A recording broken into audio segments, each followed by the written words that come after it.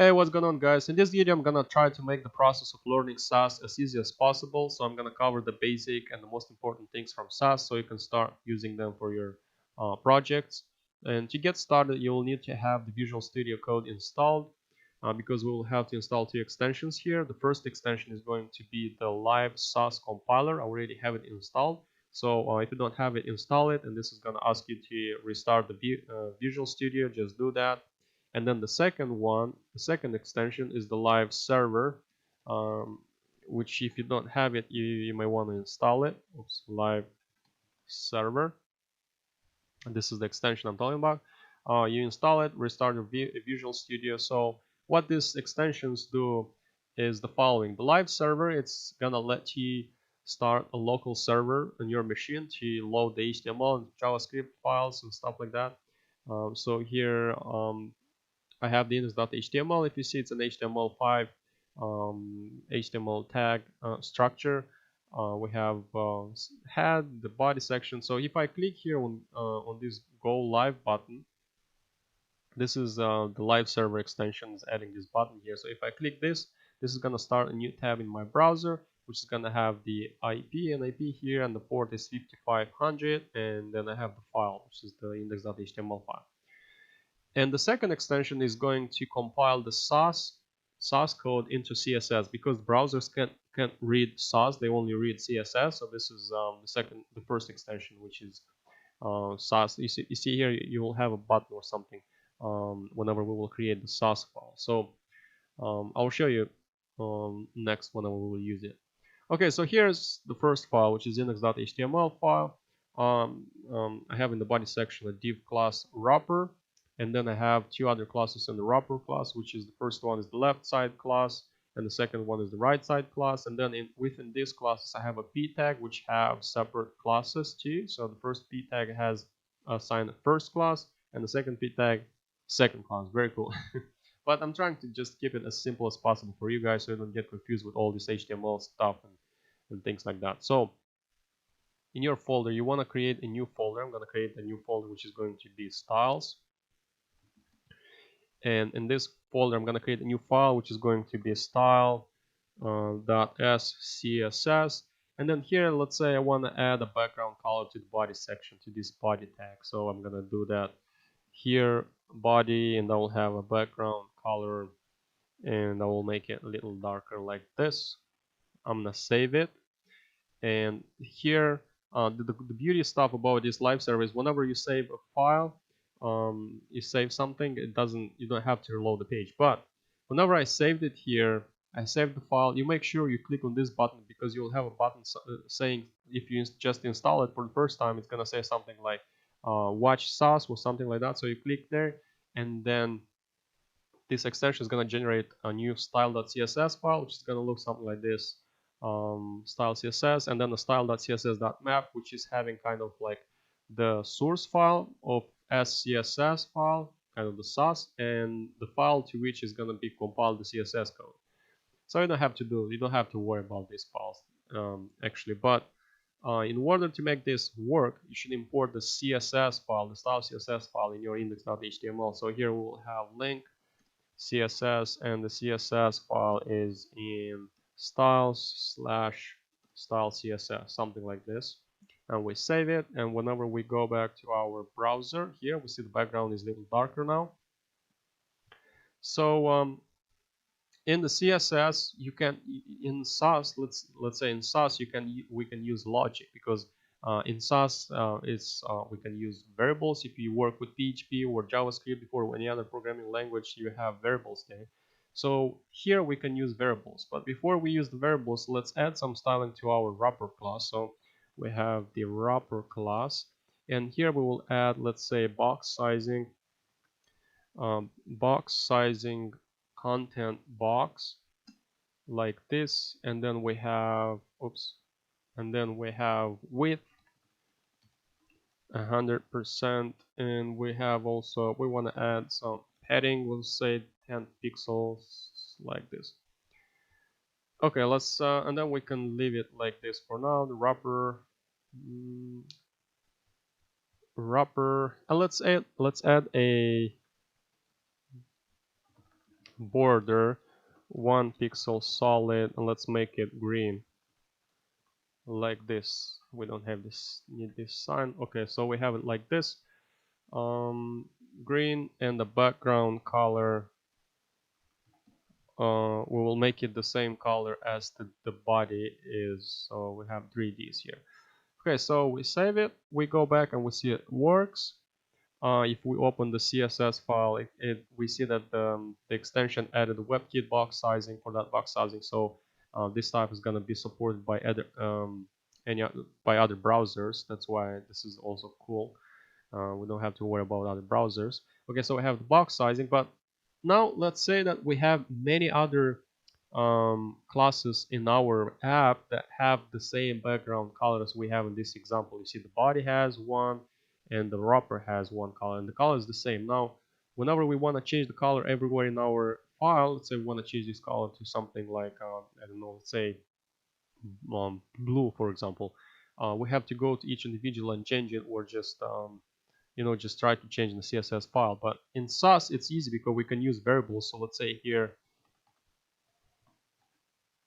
we can say background color variable, and we assign the color like this. And then everywhere in our Sass file, we just use the variable in the following way, like this. So whenever I save it, I go back, everything works as it worked before. But if we open the style CSS, in the style CSS we have the background, assign the color to the background color separately for each individual class. Okay.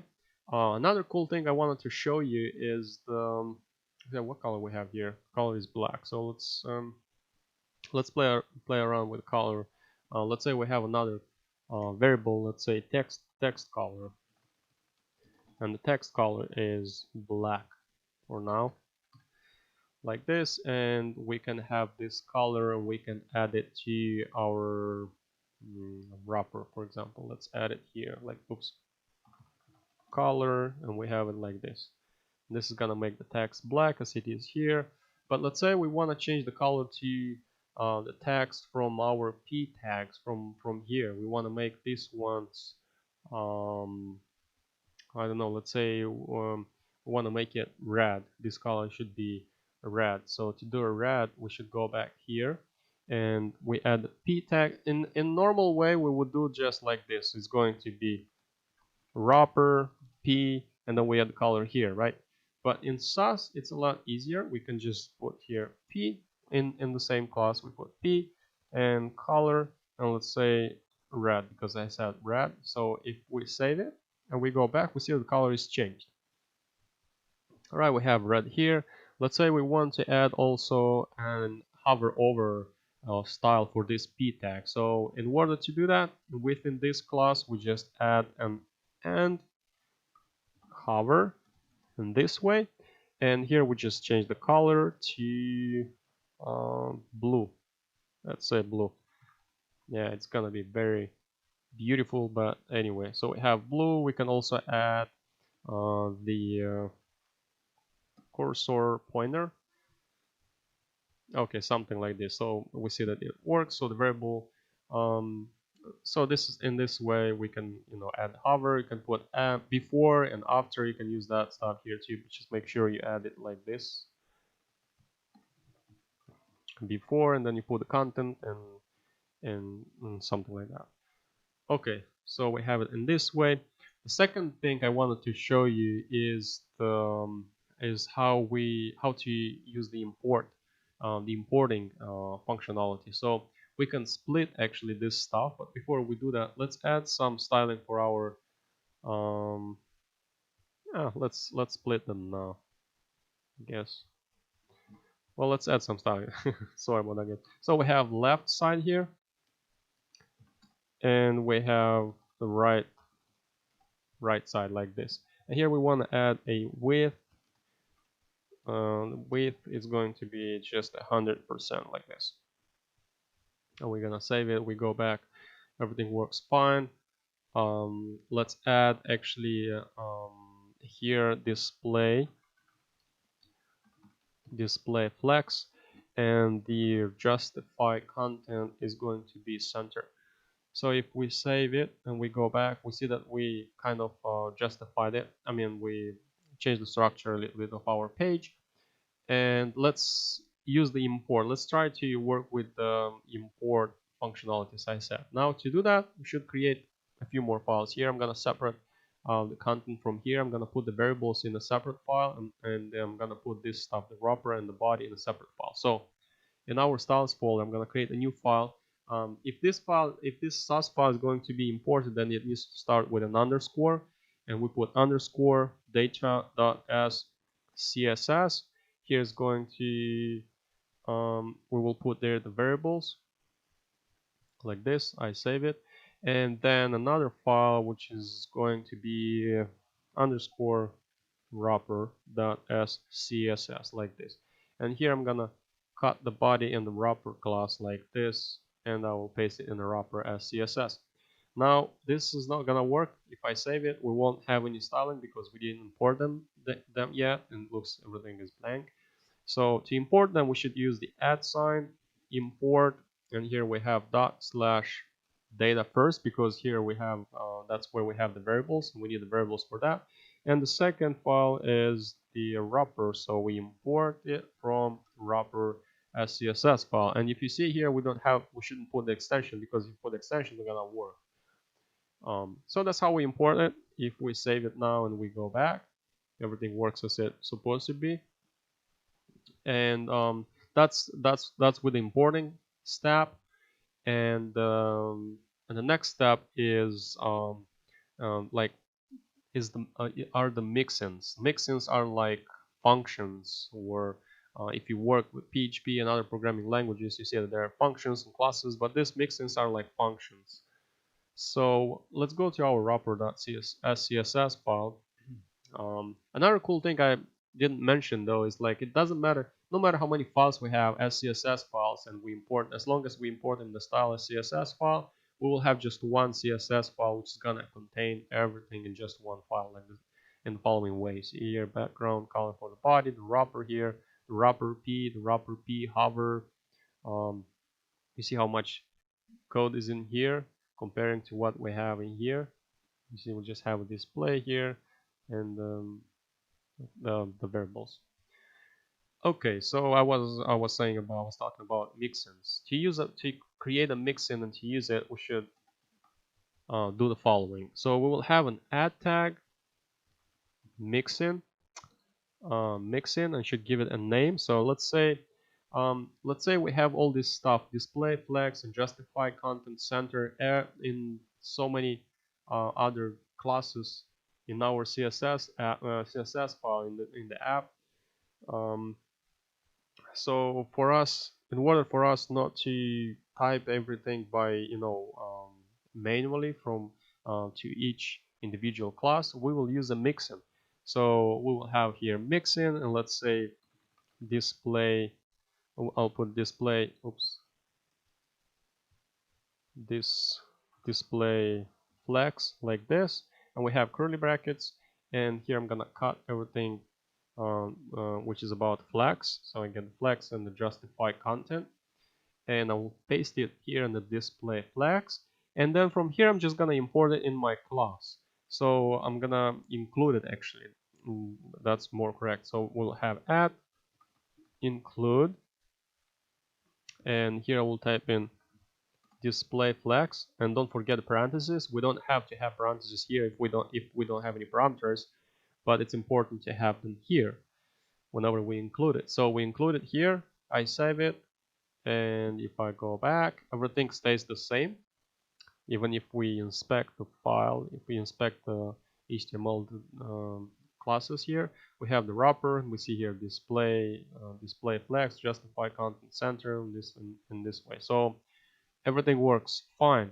Let's say we want to add this one in a separate file, in a different file, wherever we have another class that's gonna require the same thing. Let's say we want to add that to the left side and right side. We can do that. It's a dumb example now, but we can do that. So if I copy that and I paste it here, then the flex is gonna be added to our left and right side classes as well.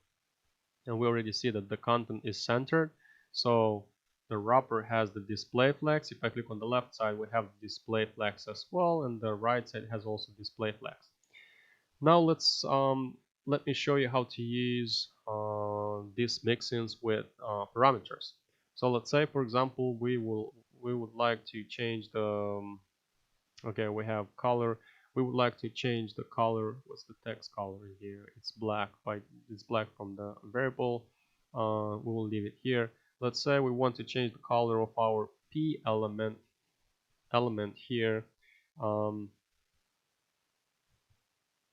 I'm just thinking about an example, background color, and then here background color. Okay, let's say we want to change the background color. We have a parameter which is, let's say in our display flags, we will have background color, and the background color is going to be um, yellow. I mean, kind of yellow, but let's say we have a yellow color here, background color. If we go back, we see the yellow color is being added to the classes only, not to the wrapper, just because we have a background color which is overriding this one from here. So I'm gonna get rid of this one, and here I'm gonna add parentheses like this, and I will add background color, a variable, and where is the yellow color, I'm gonna put here the background color like this, and here where's the wrapper, here I'm gonna add the color which is going to be blue like this, and where is in the style as CSS, well, here I'm gonna add the color yellow for the stuff for the classes. Okay, let me save it here like this. Okay, so if I go back, we see there's a blue background color and there's also the yellow background color here. And we see that this works. We can change the background color, we can send parameters. You can also send a different parameter. Let's say here we want to send the color text. I don't want to put text color because we have already text color text, and this is gonna change the color text color like this. Color and then color text, and here we can send another parameter, and I'm gonna add another color for the text color, and let's say I'll do it I don't know what color to put here.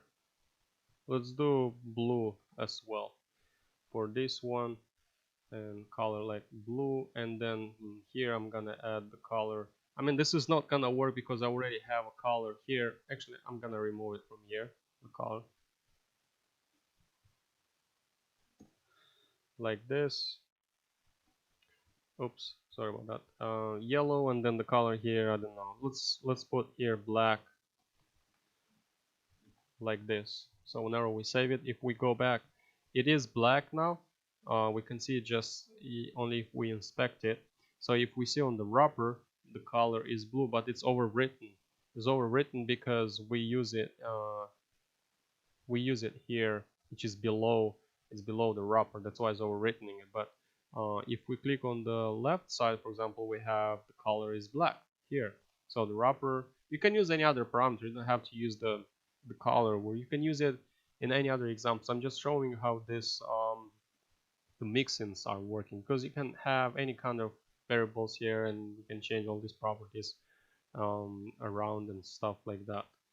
So that's it for this video, guys. If you have any questions, leave them in the comments. If you like the video, give it a thumbs up, subscribe for this channel, and I'll see you in the next videos.